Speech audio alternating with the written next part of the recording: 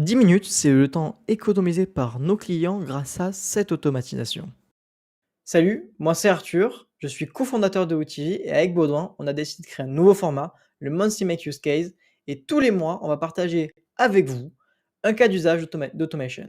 Vous allez voir, c'est plus ou moins accessible et c'est surtout super pratique.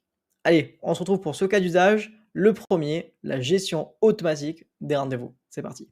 Vous l'aurez compris, pendant cette vidéo, vous allez découvrir comment est-ce que chez Outiller, on automatise le processus de traitement de rendez-vous.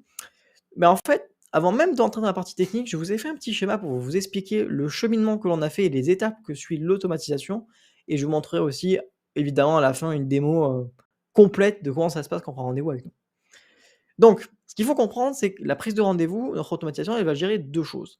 Parce que vu qu'on travaille avec l'outil Calendly, qui est cet outil-là, que je présenterai un peu plus tard dans la vidéo, on va avoir en un seul déclencheur de l'automatisation deux possibilités.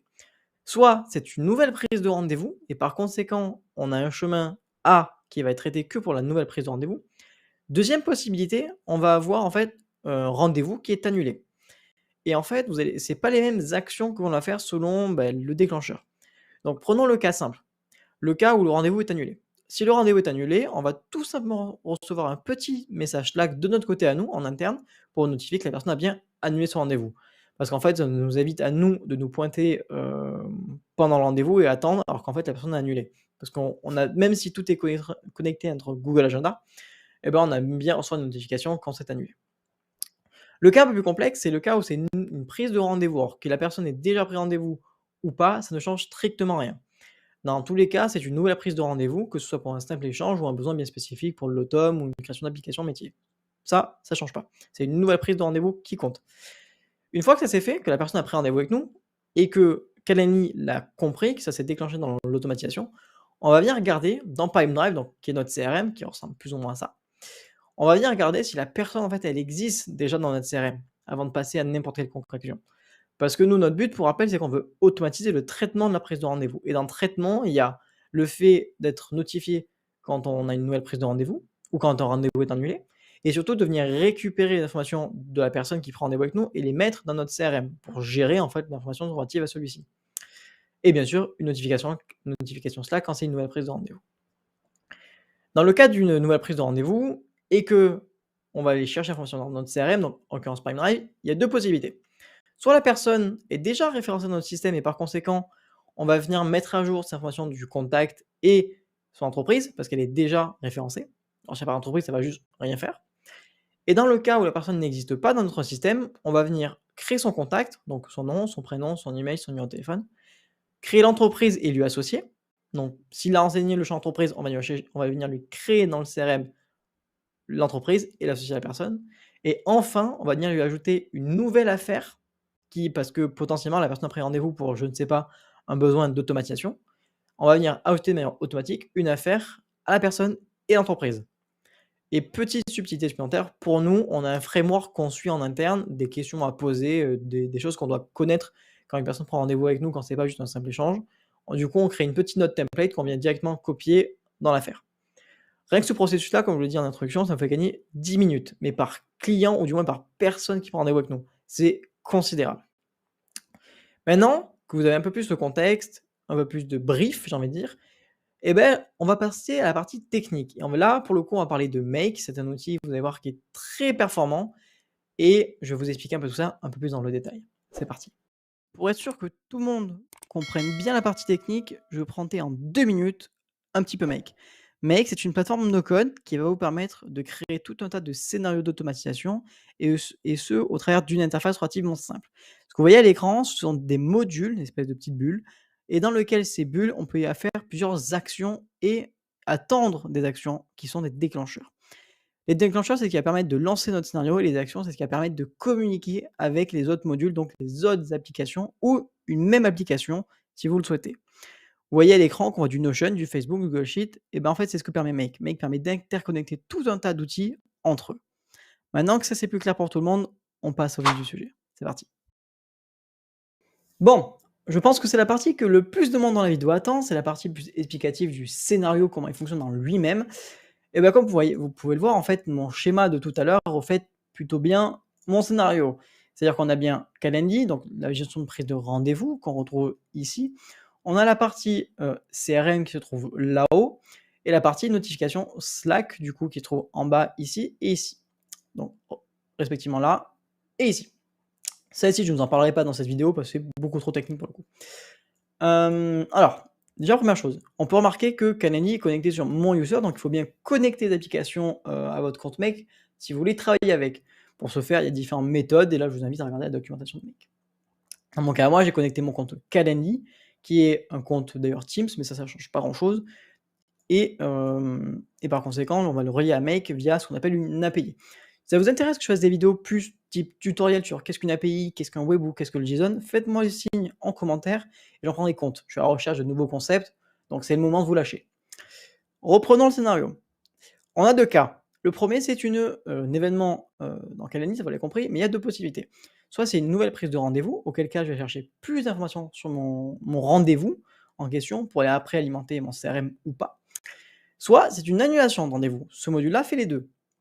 C'est à la fois très pratique et à la fois pas du tout. Donc en cas d'annulation, vous l'aurez compris, on veut s'envoyer un petit message Slack, une notification. Je vous mettrai à l'écran un petit screen de ce à quoi on peut s'attendre comme message. Alors techniquement parlant, ça se traduit comme ça, hein, on a un petit bloc message, Slack.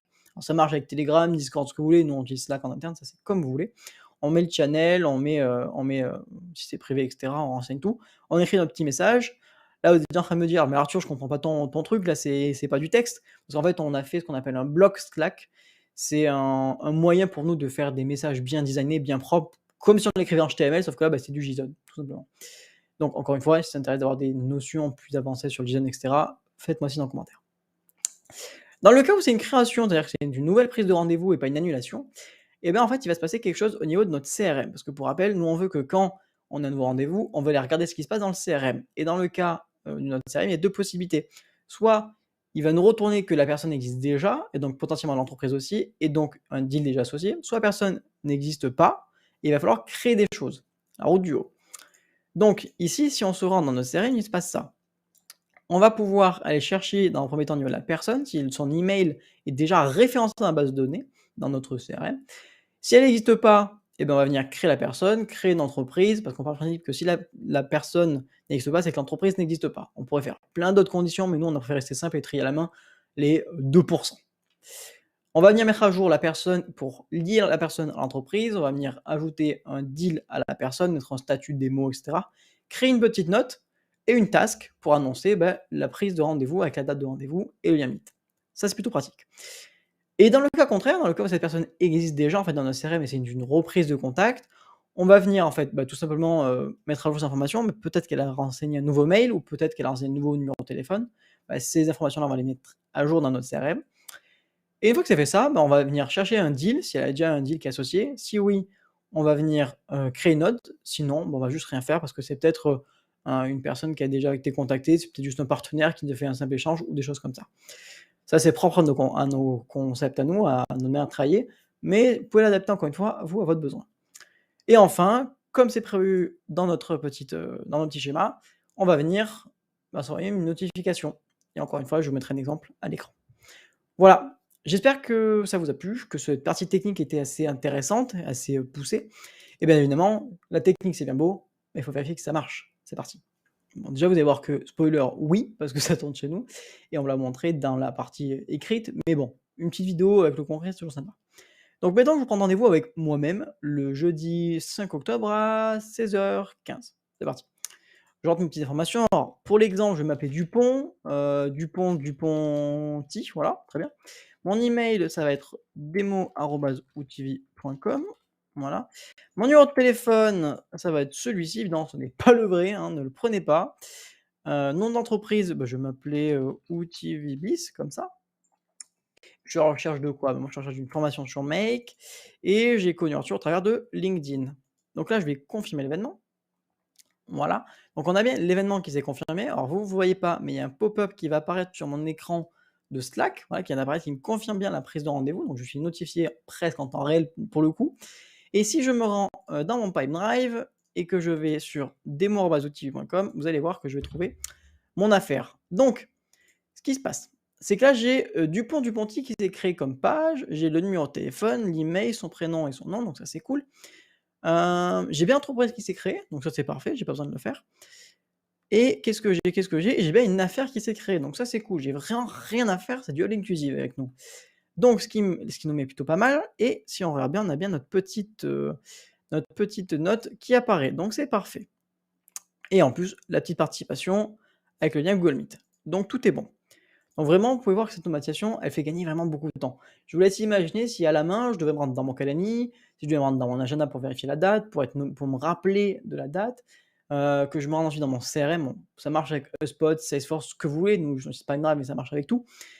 De me rendre dans mon CRM, d'aller vérifier si, la personne existe, donc en disant l'email, d'aller après s'il n'existe pas, d'aller le créer, enfin vraiment, c'est vraiment infernal.